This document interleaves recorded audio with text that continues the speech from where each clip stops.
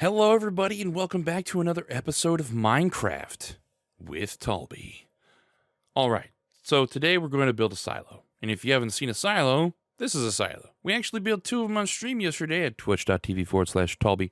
And you can find us there Monday, Wednesday, Friday, starting at 12 p.m. CST for Central. Let's just take a moment and say thanks again for the views in the last video. I really appreciate the support. And if you could, make sure to hit that like and subscribe button to help me beat the YouTube algorithm and get me big time.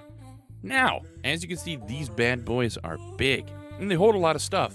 We had to build two silos because our iron farm and gunpowder farms were generating so many resources, so these two silos hold those.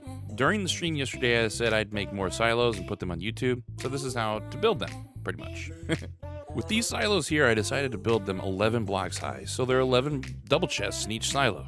You can build these however big, giggity, or small you want. You can also, obviously, you don't have to use our pattern for the build. With this, you just want to pick whatever solid blocks you want to build with.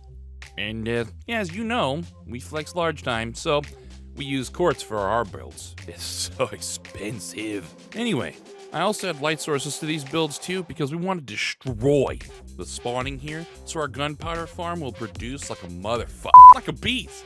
Again, you can build these as high as you want. Make sure to use scaffolding. These are a huge help, and don't fall. Remember, gravity isn't your friend.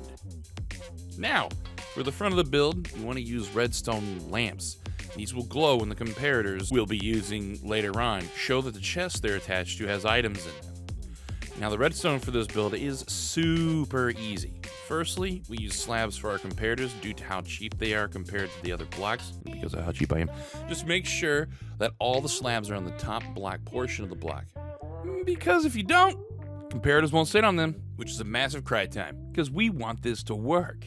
Simply put the comparators on like normal. You don't have to do anything special. Just make sure the two red lights are facing away from the block in the front. Now that they're all placed, we now place our chests. Make sure to put the chests on the flat portion of the comparator. When an item enters that chest, or said chest, it'll send a signal into the comparator, which will then power the light to let you know where that item is, or where the items are. Again, make sure to crouch when you're putting the chests in the front, because if you don't, you're going to right-click the comparator, and it's going to turn it on, which does something with negative forces in there. You don't want to do it, and it won't work for this build.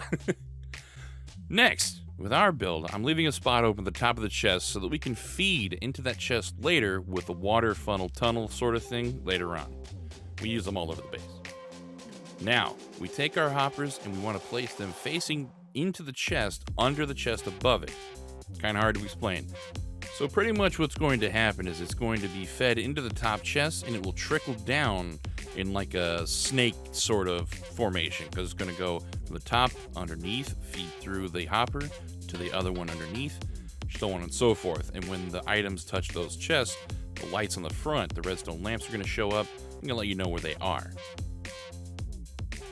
And as you can see from the other builds here, you're seeing that the lights are on top. That's because there's so many items in there and it's trickling down. So we're gonna have some pretty good amounts of stuff there. And as you can see, the build's coming together just nicely. For the top portion, we went with upside down staircases to kind of gives a little bit of extra something.